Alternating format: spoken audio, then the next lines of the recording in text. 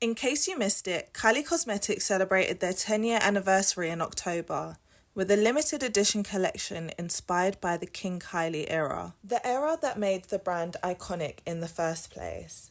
It was a time when Kylie's experimentation and constant reinvention didn't just influence beauty trends, but shaped how an entire generation approached makeup and self-expression online. To accompany the King Kylie limited collection, the team went all out with a full 360 campaign, from a campaign video to out-of-house billboards, pop-ups and launch parties, major PR moments, social media takeovers, tutorials, influencer collabs, and even a studio song. I'm out of breath. There's no denying that the team put a lot of effort and planning into this anniversary. But of course, the internet had their opinions. The reviews were pretty divided, with some absolutely loving the nostalgic King Kylie vibes that they grew up with, while others found the whole thing a little bit forced. Now, spoiler alert, as you can probably tell from the title of this video, I'm also one of those people that felt that this campaign could have been pushed further. My main issue is something that I spoke about in a previous video. The brand relies so heavily on Kylie herself that it starts to feel more like celebrity merch rather than a fully credible beauty brand. And by the way, if you haven't checked out that video yet, I defo recommend you watch that before you start this one. I just feel like Kylie Cosmetics could have done something way more iconic and major. And because of that, I got inspired to come up with ideas of what I would have done if I was on Kylie's creative team for her 10-year brand anniversary campaign. But before we dive in, hey, welcome back to my YouTube channel. And if you're new here, hi, I'm Ella. I'm a first-class graduate in marketing, advertising and PR, and I've spent the last 5 years working in strategy in London. On this side of my channel, I talk about anything I find interesting in pop culture, in brands, in changes in consumer behaviours, and I talk about it all through my professional strategic lens. So think of it as a real merging of both of my professional and personal worlds. Now that we're all caught up, in today's video, I'll show another one of my favourite sides of strategy, which is creative strategy. And creative strategy is all about generating creative ideas to achieve specific business goals. I thought it would be fun to not only review the campaign and all of the responses that it got online, but also share some fresh creative ideas that I would have done if I was on Kylie Cosmetics' creative team, so you can see creative strategy in full motion. Here's how the video is going to be structured. Part 1 will be a little recap of everything they did for the anniversary campaign, because it will be referenced later. Then I'll go through the online responses, good, bad, and the ugly, and then I'll finish the section with my own thoughts. And then part 2 will be key learnings from the campaign, plus 2 creative ideas I would have proposed. So let's get into it. So, for the actual product, they dropped a limited edition King Kylie collection. The collection brought back some fan favourite lip kits, introduced new shades, refreshed the gloss formulas, added a loose highlighter with a brush, and dropped her eyeshadow palette inspired by her iconic rainbow wigs. On top of the makeup, they also released merch. They had King Kylie tees, hoodies, dresses, tote bags, and caps.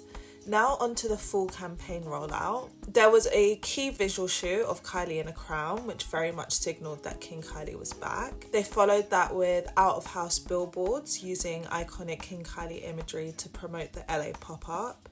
Then there was, of course, the LA pop-up where fans could experience the world of King Kylie. It was kind of set up like a mini museum. So there was photo moments, archive looks, and even her Met Gala dresses. Then there was a big launch party with A-list celebrities and beauty influencers. They also created a cinematic campaign video which continued the storyline from the Glosses campaign 10 years ago. She also released a studio track called Fourth Strike. PR-wise, she appeared on Vogue's YouTube channel doing a breakdown of her iconic looks. She was on her sister Chloe's podcast, and she did an interview on her own YouTube channel. And of course, social media played a huge role. She announced the revival on Snapchat, which was a key platform during the original era. She shared BTS content and unseen footage from 10 years ago. On paper, this was quite a big campaign rollout. Let's look at how it was actually received, starting with the positive reactions. It felt like the first time in a really long time that the brand went all in with a full 360 rollout, and consumers responded really positively to this level of effort.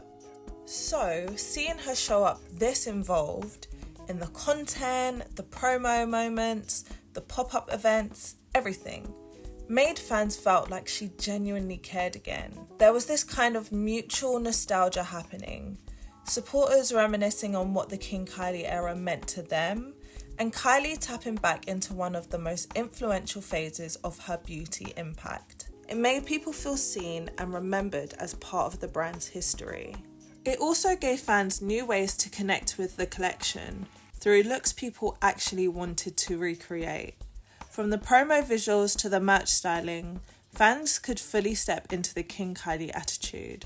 So tell me why Kylie brought back the most iconic era of my teenage years. If you didn't live through the King Kylie era, let me educate you. It was very much bold lips, blue hair, no clean girl makeup, very much 2016 intense, crease cut eyes. You get the picture? Here's how we're elevating King Kylie in 2025. Still bold, but more wearable. The pop-up also played a huge part of fostering that sense of connection. For many people, it was the first time they could actually engage with the world of Kylie Cosmetics in real life. And from everything I've seen, people were genuinely impressed by the production and the attention to detail. A lot of fans pointed out that this campaign made them feel like she was really listening. They'd been asking for a King Kylie revival for years, and she finally delivered on that. Another element fans noticed was the storytelling throughout the campaign. Kylie and her team included their fair share of surprise and delight moments that kept people talking. From what I saw online, this unpredictability really helped the campaign build organic hype. For example, the Glosses Part 2 King Kylie Returns video was something people did not see coming. The continuation of such an iconic early era moment had fans so excited, with a lot of comments respecting the attention to detail in the styling choices, the hairstyles, and the way the story transitioned so seamlessly from the original to the new version. And of course, probably the most unexpected twist was the 4 Strike song. Kylie getting in that booth was not on anyone's 2025 bingo card, and that's exactly why the internet ate it up. For OG fans, the significance of that specific song made it feel like an inside joke suddenly brought to life. A real if you know moment. Hi, my pop star Kai. Hi. How are we? Good. You look beautiful. Thank you. 10 years ago, we did a Glosses video. It was like a commercial for Kylie Cosmetics directed by Colin Tilley. We shot the whole thing. We had no idea what song we were going to use, and he knew Tara Jr. personally. Mm-hmm. So they made the 3 Strike song for the video, and it ended up kind of being like the King Kylie theme song. I still see it today on TikTok, but there was this narrative when it first, when we dropped it with the video, that people thought it was me singing on the song, and it wasn't. So now, 10 years later, we did a Glosses Part 2 video with the same director, Colin Tilley. Tara Jr. made a new song for us, 4th Strike, and then now I'm actually featured on the song. So I feel like it's a full circle moment and just something fun to do. I think it's like a fun way to celebrate the King Kylie collection. On top of that, they pulled photos from Kylie's old archives, which really strengthened the nostalgia play. Whether it was unseen iPhone photos she shared on socials, or little packaging nods like the dog filter and references to Normie, people felt those details unlocked old memories in a really intentional way. It felt like the team did their homework and wanted to honour the era properly. Overall, this level of storytelling gave the campaign depth, and that's why it became a talking point online. The last thing people seemed to agree on was that this revival actually came at a really good time in culture. It is no surprise that our generation has a deep attachment to nostalgia. In fact, nostalgia has become one of the defining aesthetics of the 2020s. What makes it even more interesting is that Gen Z often feels nostalgic for eras they didn't even live through, like the early 90s, the 80s. Until recently, people have started looking back at 2016, a time that felt simpler, more carefree, and less overstimulating than today. And for the first time, Gen Z is feeling nostalgic for a period they actually lived through. That's why the King Kylie relaunch came at such a good time culturally. The significance of King Kylie in 2016 wasn't just about being a beauty brand, because it defined attitudes and online culture. So bringing it back allowed people to feel even more connected to 2016, because they got to relive it and romanticize it all over again. Kylie Jenner's marketing team know exactly what they're doing. Resurrecting the King Kylie era, 2016 lip kits relaunching on Snapchat, iPhone 6 photos, the iconic 3 strikes ad. And I actually predicted this 3 months ago. Gen Z is obsessed with 2016, reminiscing on the King Kylie era. From a marketing perspective, nostalgia is one of the most reliable trends you can predict. It's the exact cultural insight that's now going viral. It's actually Kylie Jenner re-establishing herself as the OG of celebrity beauty brands, subtly signaling, I dominate first and my reign isn't over. Borrowing cultural relevance, inviting people to spend as they did 10 years ago. There's been a noticeable shift around the whole clean girl aesthetic. A lot of people are saying they're so over it, they're bored, and they're ready for something with more personality again. So when King Kylie came back, a lot of fans felt like it aligned perfectly with where beauty culture is heading now. It tapped into nostalgia and into this growing desire for makeup that feels expressive. For many people, that's exactly what the original King Kylie era represented. Time when makeup celebrated personality and individuality, the opposite of minimalism. Whilst there was a lot of positivity and excitement about the launch, there was also a lot of negative commentary. The first big criticism was that Kylie slightly missed the mark on 2016 glam. As I mentioned earlier, there was a lot of anticipation around this relaunch, especially because many fans saw it as the symbolic death of the clean girl era. They were ready for a full return to bold, dramatic makeup. But when the campaign finally dropped, a lot of people felt underwhelmed. They said Kylie looked like a softer, more polished version of her 2016 self, something that leaned more into today's clean girl aesthetic, rather than the category she actually carved herself 10 years ago. Like the lack of heavy eyeshadow or sharp liner or intense highlight. All of the elements that defined her influence in 2016 were missing. Because of this, a lot of people felt like the revival didn't fully capture the authentic King Kylie era. And that led to a bigger criticism, that Kylie or the creative team might not fully understand what her customers truly want. Like, yes, she delivered on the nostalgia and brought back King Kylie, but not in the way that fans imagined it. The reality just didn't meet the expectations they'd built up. And once the expectation versus reality wave hit, the conversation quickly shifted to skepticism. People began questioning whether this King Kylie relaunch was a genuine celebration of the brand's 10-year anniversary, or just a tactical way to get money from hardcore fans. And as more suspicion surfaced, the campaign started getting labelled as forced, polished, and commercialised. The merch makes a perfect example of this. A plain white vest top with the word King on it didn't really feel like a thoughtful, super intentional piece of clothing to cherish in your wardrobe for the rest of time. Bearing in mind, this girl is a fashion icon and owns her own fashion brand, you'd think that she'd be a little bit more imaginative with this vest top, but not quite. Instead, many people saw it as a quick upsell opportunity.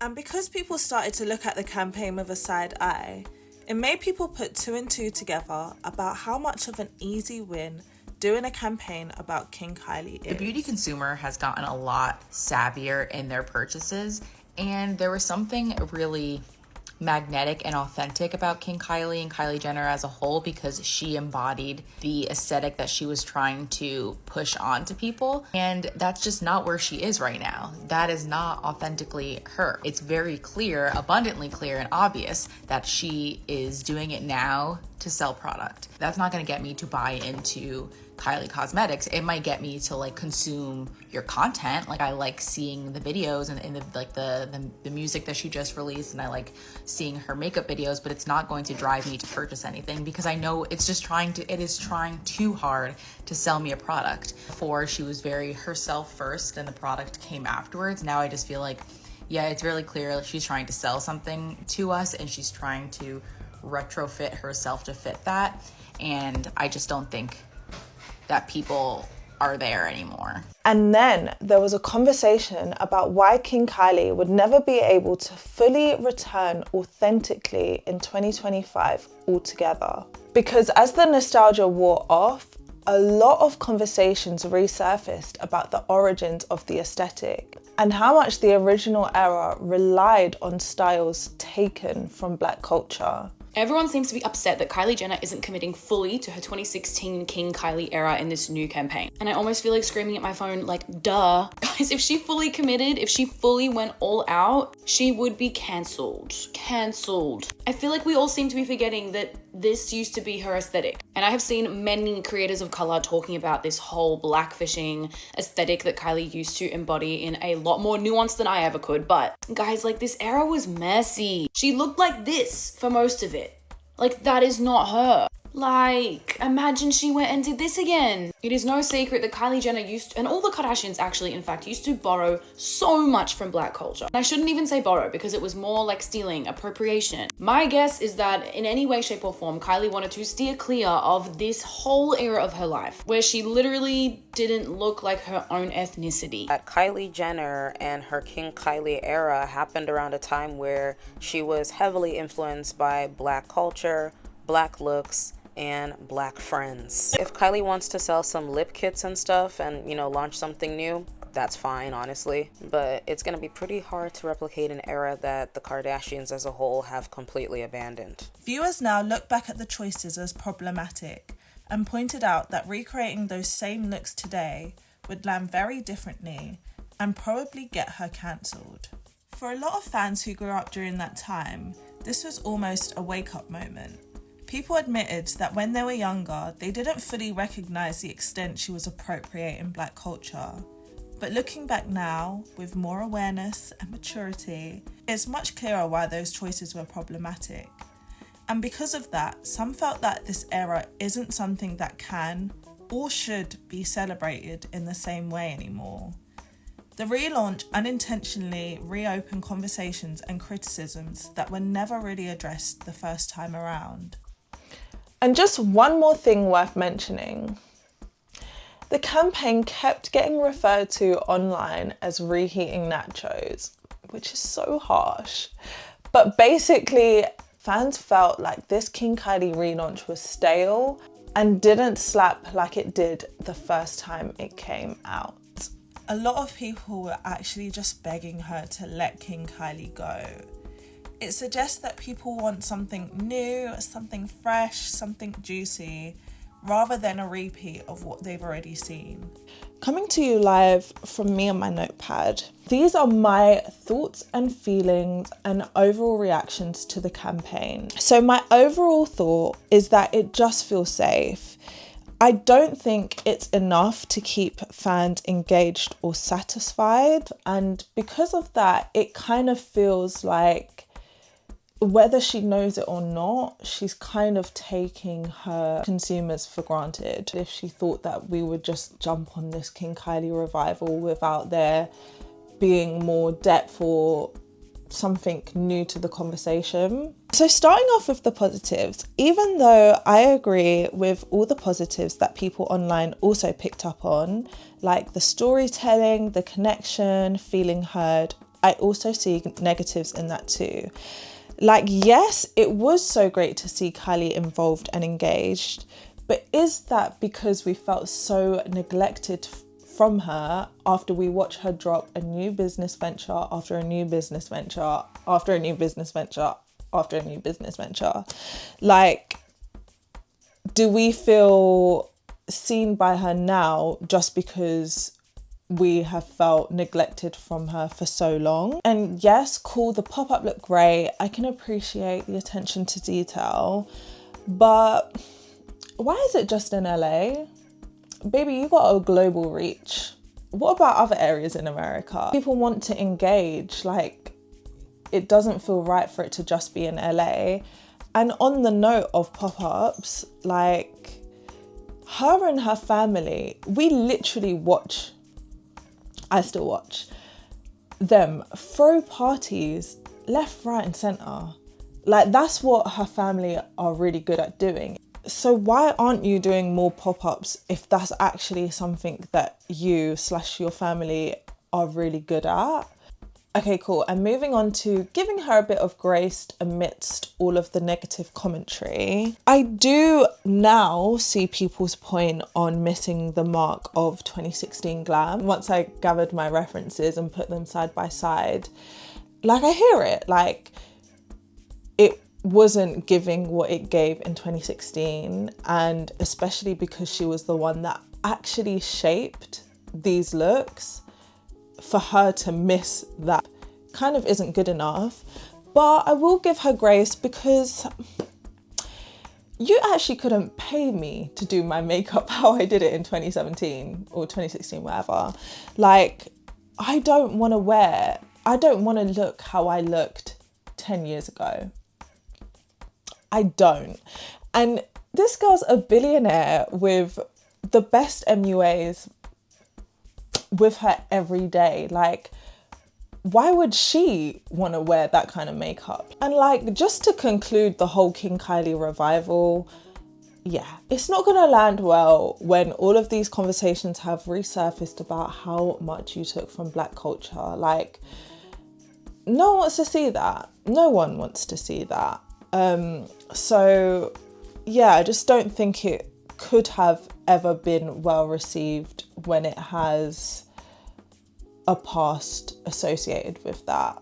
I do want to end my thoughts with something a little bit positive. And it's like a weird way to look at it, but you can always see a positive in every situation. If I want to see the silver lining in it, I think people care and people want to engage with Kylie Cosmetics. And maybe they was just disappointed with the actual execution of this specific campaign. But that's just because they wanted something new to talk about. I think it's an indicator that they want to talk about the present/future of Kylie Cosmetics and not the past. So yeah, I guess that kind of perfectly leads into my creative ideas and what I would have done if I was on her team. So do you want to keep watching, find out what goes on in my mind?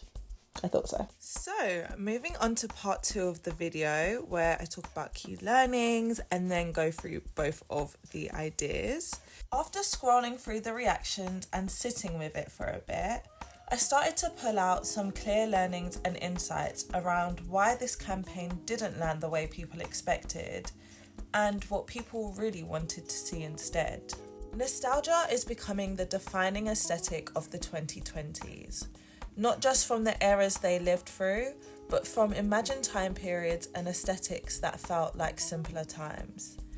In a world of constant stimulation, people are using nostalgic aesthetics as a form of emotional escapism.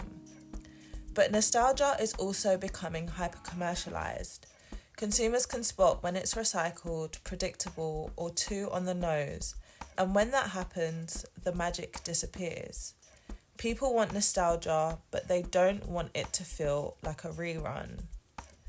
The nostalgia people connect with most isn't a perfect recreation of the past, it's a reimagining of it.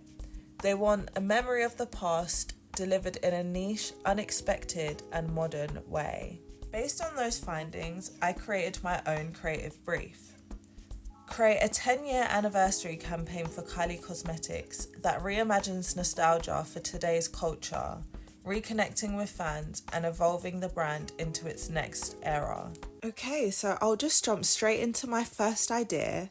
The concept name is Type CBA, designed for those who live in motion, imperfect, expressive, and unstoppable. Type CBA is a 5-piece essentials kit that gives you everything you need to switch into party mode wherever you are. It is designed for going out, staying out, and doing it all over again the next day. This route taps into the resurgence of indie sleaze, brat energy, and the rise of Type B personalities. So the inspiration for the visual direction actually comes straight from Kylie herself in her interview with Chloe, where she talks about being a Type B personality. She says she has stuff everywhere, things all over the place, but she always knows exactly where everything is. And as another Type B girl, I can defo relate to this. But I'm very Type B. Yeah, no, there's no A. There's no A Nope. in here. Mm-mm. I'm like messy, but in a very, like, I know where everything is. It's just how my brain works. Like, if there's a mess and someone moves my mess, You guys, I know where I know. Dirty. But my room, by the way, we're making it seem like my room is like a tornado. It's No, just like, there was- I have books and I have my there's crystals and I have my stacks, and it was right after Christmas. Yeah. So the presents, and they was like, but to you, it's, or I was like, do you want me to help you put this away? You're like, no, I Yeah. know where everything is. And I'm Yeah. like, okay. So to visualize this, the key visual would be a messy, lived-in room, beauty products scattered everywhere, clothes mid-air, diaries across the floor. I love the stack of mattresses. I feel like it's just Princess and the Pea vibes, very girly and whimsy, but it's also very intentional chaos. And it perfectly represents the Type CBA girl. Okay, to kick things off, there's going to be a big launch party that celebrates the 10 years of Kylie Cosmetics. And we got to think of Kylie's entire pop culture universe all in one room. Hi, Charlie XCX, Alex Consani, the Biebers, Timothy Chalamet pull up, her close friends, her sisters and extended family, and top beauty influencers. So we're getting the 818 tequilas out and the Kylie Sprinters out, and it's basically the kind of party we already see them having. It's pretty simple here. Make the anniversary feel fun, cool and desirable, and use high profile guests to put all eyes back on the brand. For the outside world, this party is the celebration, but actually the real campaign starts the next day, the aftermath of that. Because after the party, all the same guests are invited to a hangover recovery brunch. And that location is Sushi Park, which is known to be one of the most low-key but cult celebrity hangout spots in LA. It's very unassuming, very morning after hangover vibes. And when they arrive, there will be fake paparazzi taking pictures of them, looking hungover, but still pulled together using their Type CBA essentials kit. So these photos will feel like they're straight out of the early 2000s celeb culture. And the twist is that these leaked shots instantly go live on digital billboards. So instead of the party being the moment, the recovery glam becomes the moment. That's exactly what the Type CBA Essentials kit was made for. Being able to go from a wild night out to looking put together and ready to go again the next day. And guys, it gets better, because to give the paparazzi Y2K celebrity culture moment even more layers, we would make everyone turn up to the hangover breakfast in their Type CBA glam, while also wearing limited edition merch that feels like the official Type CBA uniform. So think Type CBA baby tees, flip-flops, headbands, very Y2K, very morning after. Think what Paris Hilton or Lindsay Lohan or Britney Spears would have worn back in the day. They're easy wearable pieces that feel nostalgic, but they've also fully come back around in fashion. So it just ties in the products, the attitudes, the nostalgia to the modern day aesthetic all together in one place. An easy win viral moment for this campaign. Again, it taps back into something nostalgic that fans of the Kardashians already loved. It's the family lip sync videos. They were silly, chaotic, and genuinely entertaining. And we've even had a snippet of how they're still pretty cool from Kendall's recent birthday videos, when all her and her friends singing along to Justin Bieber went viral. The idea is a lip sync trend featuring everyone from the launch party through to the hangover brunch the next day. Song-wise, it could be Kylie's Fourth Strike, but honestly, I think that it should be Charli XCX's Mean Girls. I think it fits the type CBA vibe perfectly. Like, the whole concept is very much brat energy anyway, but drop a comment below if you think of any better song suggestions. So for social media, we will brief the beauty content creators to give us on the go glam.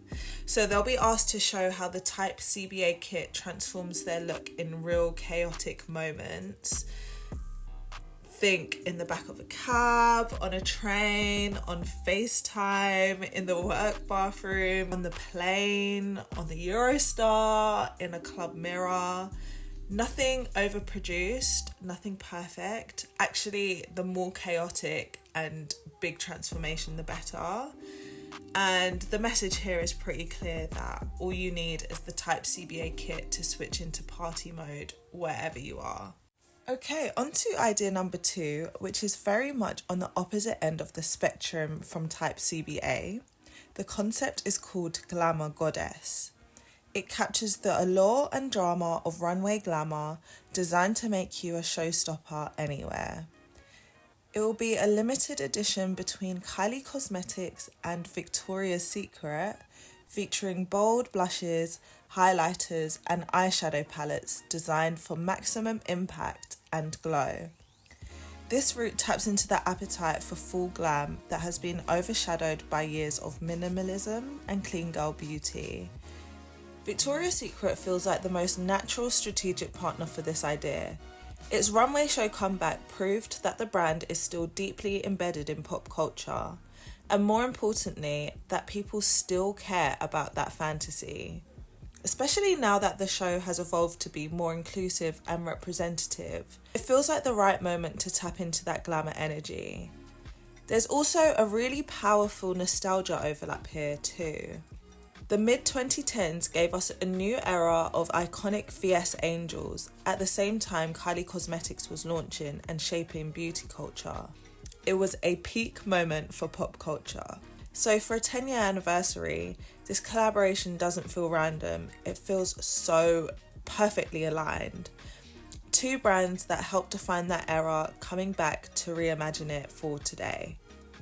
Alongside the beauty collection, Victoria's Secret would release matching bras and underwear sets in the same shades as the makeup, so it turns the campaign into a full beauty meets fashion moment. The key visual pulls directly from the 2008 Victoria's Secret's runway theme, Glamour Goddess.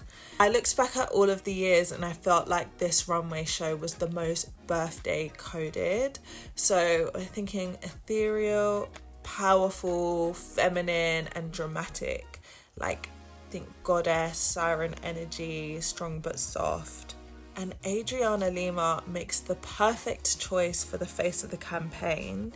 She actually opened the 2008 show, and she's been an icon in the industry for 20 years, and she's so deeply tied to Victoria's Secret's legacy. So not only does she deserve to be the face of campaign in terms of nostalgia, I also think it helps position Kylie Cosmetics into a more like elevated and mature audience. And honestly, I think it's really important to use someone outside of Kylie's usual circle for once, because obviously she could have asked Kendall or the Hadid, but I think it's important that it's someone else that's equally iconic.